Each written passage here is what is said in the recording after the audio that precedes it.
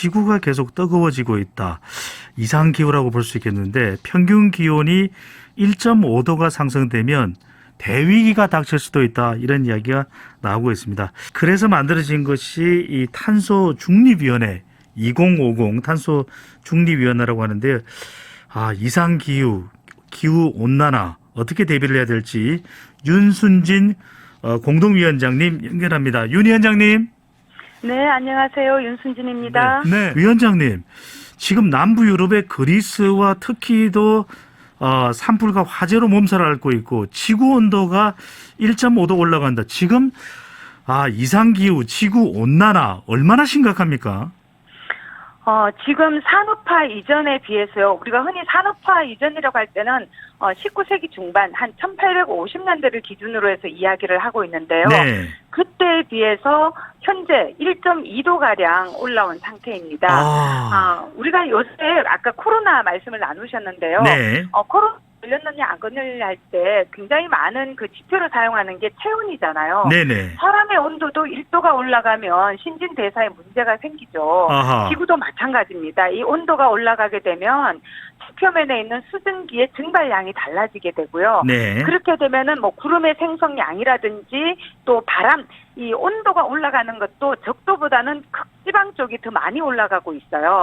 그래서 이게 온도 차이에 의해서 발생하는 게 바람인데 네. 이런 대기의 흐름이라든지 또 해양 온도도 지금 올라가고 있기 때문에 이 해양도 온도 차가 되게 중요하고 또 염분 농도가 중요한데 네. 북극의 빙하가 지금 녹고 있기 때문에 이런 염분 농도에도 변화가 발생을 해서 이런 기후 체계 자체가 지금 전반적으로 굉장히 많이 변하고 있죠. 이게 서로 맞물려 있기 때문에 상승 효과가 또 발생을 하는 거고요. 위원장님 이렇게 여쭤보겠습니다. 만약 우리가 아무런 조치도 취하지 않는다면 얼마 지나지 않아서 이 지구온난화 이상기후 때문에 망할 수도 있습니까, 지구가?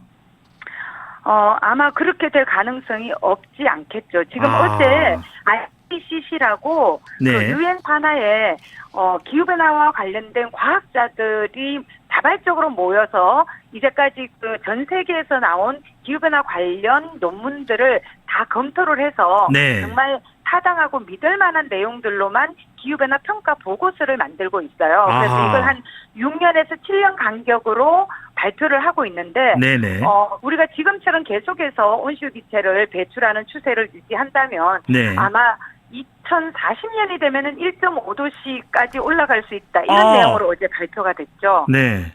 근데 1.5도까지 지금 1.2도인데요. 1.5도까지 올라가게 되면 사실 굉장히 많은 변화가 발생해요. 사실은 국제사회에서 과학자들은 2도를 목표로 했었어요. 그래서 파리 협정이라고 2015년에 파리에서 26차 당사국 총회가 열렸을 때 국제사회가 인류 역사상 최초로 온도를 어느 정도 이상은 올리지 말자. 이렇게 상승을 억제하자는 목표에 합의를 했습니다. 그게 몇 도였냐면 2도보다는 좀 아래로 유지하자. 그리고 더 노력해서 1.5도까지 하자. 이렇게 이야기를 했는데 2018년에 기후변화에 관한 정부 간 협의체라고 과학자들의 모임에서 지구온난화 1.5도씨 특별 보고서라는 걸 발표를 했어요. 우리나라 인천 송도에서 발표를 했습니다. 근데 그 내용이 뭐였냐면 2도씨도 너무 높다. 1.5도는 올라가지 않도록 하자. 왜냐하면 0.5도밖에 차이가 안 되지만 그 0.5도 차이 때문에 폭염에 노출되는 인구의 비중이 그러니까 2.6배나 더 늘어나게 되고요. 만약에 2도가 되면 북극에 여름에 얼음이 다 녹아서 없어지는 그런 빈도가 10년에 한 번 발생할 수 있다는 거예요. 그렇게 되면 새로 복원이 어렵죠. 근데 1.5도가 되면은 100년에 한 번 그런 현상이 발생할 거다. 이렇게 이야기하고 또 식물이라든지 동물 중에서도 척추동물이라든지 이런 거는 1.5도에 비해서 2도가 되면은 2배 이상 사라져버릴 것이다. 멸종할 것이다. 이런 이야기들이 나오면서 0.5도라는 게 너무나 심각하고 중요한 거다. 그래서 2도가 아니라 1.5도를 넘어서지 않도록 하자. 이렇게 됐던 거죠. 그런데도 지금 전 세계적으로 온실기체 배출이 꾸준히 늘고 있어서 지금 추세를 정말 우리가 제어하지 않는다면 2040년에 1.5도가 올라갈 수 있고 우리가 정말 노력한다면 알겠습니다. 1.5도를 좀 초과하더라도 2100년까지는 다시 되돌아올 수 있을 거다. 이런 희망을 좀 주기도 했습니다.